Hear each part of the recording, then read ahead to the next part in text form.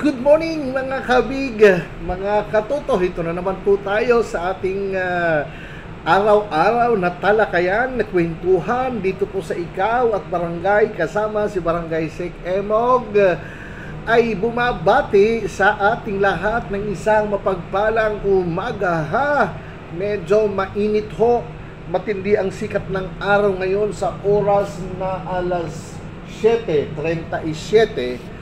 Medyo talagang mararamdaman mo tumatalab sa balat yung init ng araw. Umaga pa lamang po yan, kaya maalinsangan umaga pa lang ha. Pero ganun pa man, anuman po ang sitwasyon, ay dapat patuloy pa rin po tayong kumikilos, gumagalaw para po sa ating sa araw-araw na pangkabuhayan. Alright, so ngayon po ay tayo po muling dadako sa ating talakayan at syempre, babalikan lamang po natin yung ating napag-usapan noon patungkol sa Magna Carta for Barangay Officials, di po ba? So tinalakay po natin, diniscuss po natin na nakafocus lamang doon sa barangay officials ang benefits, ang nakasentro doon sa mga barangay officials, ang mga pakinabang doon sa isinulong na batas ni Kiboji ba? Yes, Kiboji D. Na may House Bill 3533. Yun po yung tinalakay natin. Sa akin pong pagkakalikot ng mga sa akin pong pagre-research, mga kabig, nalaman natin na hindi lamang po si Boji D. Although tinalakay ko rin din na si Martin Romualdez ay mayroon din ganung batas, Magna Carta for Barangay Officials. Na siguro baka sinusugan lang ni Boji D itong batas na isinulong ni Speaker Romualdez, dating Speaker Romualdez. Pero sa akin pong pagre-research, nalaman po natin na hindi lamang po itong dalawang ito, si dating Speaker Martin Romualdez at saka si Speaker ngayon ng House, si Boji D, ang nagsulong ng Magna Carta for Barangay Officials. Marami po sila actually ha. Ito Senate Bill number 1696 na ito naman po ay authored ni Senator Raffy Tulfo. At mayroon ding House Bill actually 2186-19 Congress ni dating senador at naging congressman Ralph Recto, na ngayon ang siya po yung secretary ng Finance Secretary, si Senator Ralph Recto. So mayroon din siyang isinulong at July 2022 ito i-final ng dating Senador Ralph Recto at so far pending pa rin hanggang ngayon sa Committee on Local Governments since 2022. At yun nga, mayroon din Senate, may House Bill, may Senate Bill din na 1061 si Senator Ralph Recto noong siya po'y senador. At ibig sabihin na talagang marami ang nagtangka na, di ba, na bigyan ng pagkakataon na maging priority ang mga barangay officials. Nadangan lamang dahil sa mga siguro hindi pa handa kung papaano, kaya nakapending pa rin po hanggang ngayon ang batas na ito. At of course si Senator Bongo ay mayroon ding Magna Carta for Barangay Officials Act of 2025. So ito pinaka-latest itong Magna Carta for Barangay Officials Act of 2025 at saka itong House Bill ni si Speaker Boji D. Ang pagkakaiba lamang po nitong mga batas na ito, mga kabig, doon po sa batas ni sa House Bill 2186 at saka Senate Bill 1061 ni Senator Ralph Recto ay sinasabi doon, maging kay Senator Raffy Tulfo, ay binibigyan hindi lamang barangay officials kundi ang lahat ng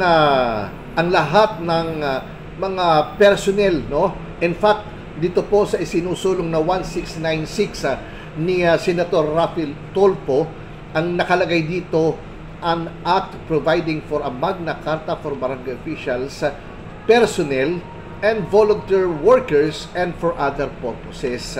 So, hindi naman po pala para lang sa mga barangay officials itong isinulong na mga batas nitong mga pinagpipitagan nating senador at congressman.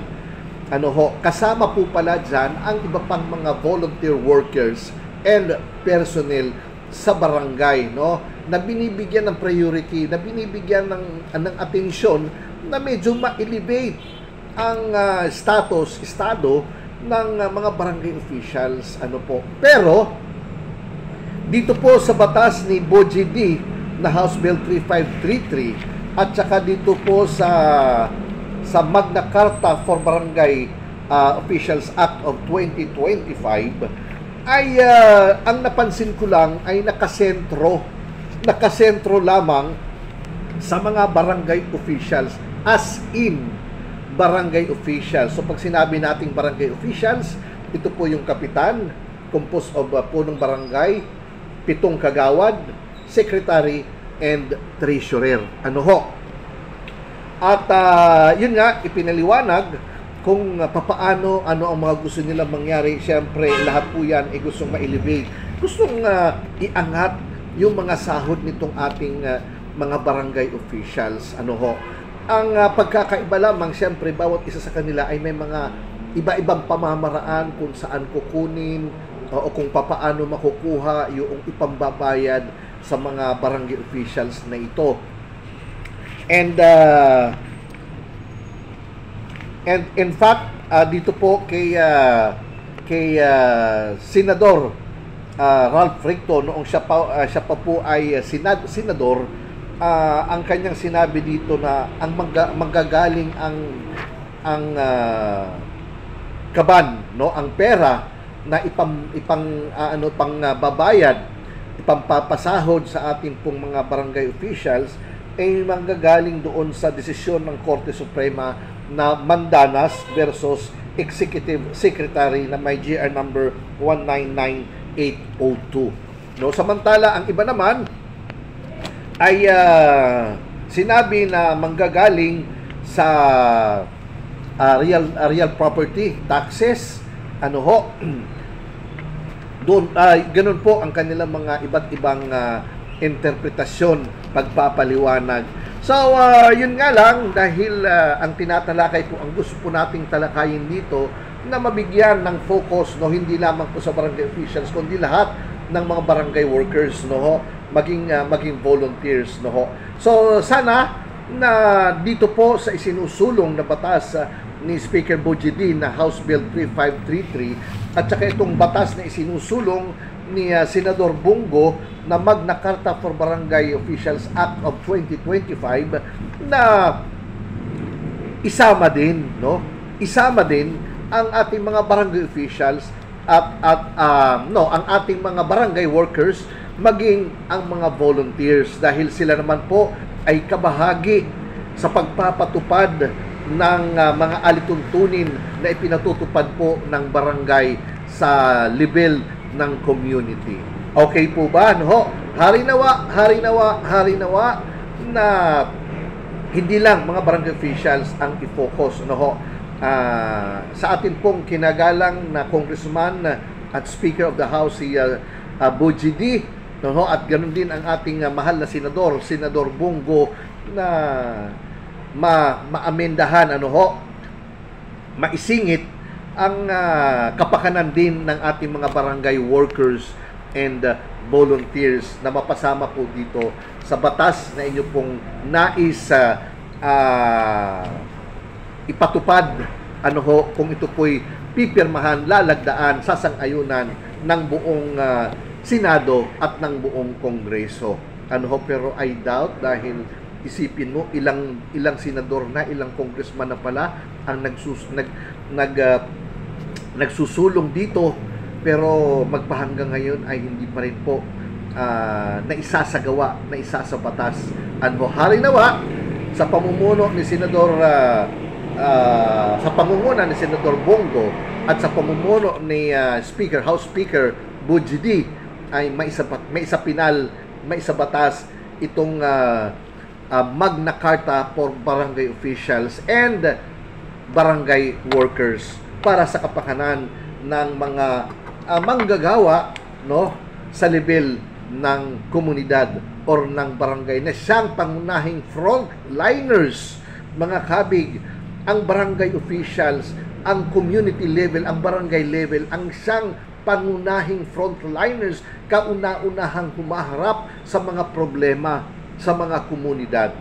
Ano ho, na dapat isaalang-alang mabigyan ng pansin ng Kongreso at Senado ang mga batas na ito. Yun nga, inuulit natin, dapat maisama din yung mga barangay personnel and barangay volunteers ng barangay. Kagaya doon sa mga naunang proposal na isinulong ni dating Senador Ralph Recto na SB number 1061 at yung House Bill, no, na si Senator Ralph Recto rin, no, nung siya po'y naging congressman, na House Bill 2186 noong 19th Congress. Okay, so yun lamang mga kabig, at maraming salamat po sa inyong patuloy na pakikinig, panunood sa aking mga ipinopost dito po sa Ikaw at Barangay, kasama si Barangay Sec Emog. Maraming salamat po at isang mapagpalang umaga. Muli, maupay nga aga haaton nga tanan.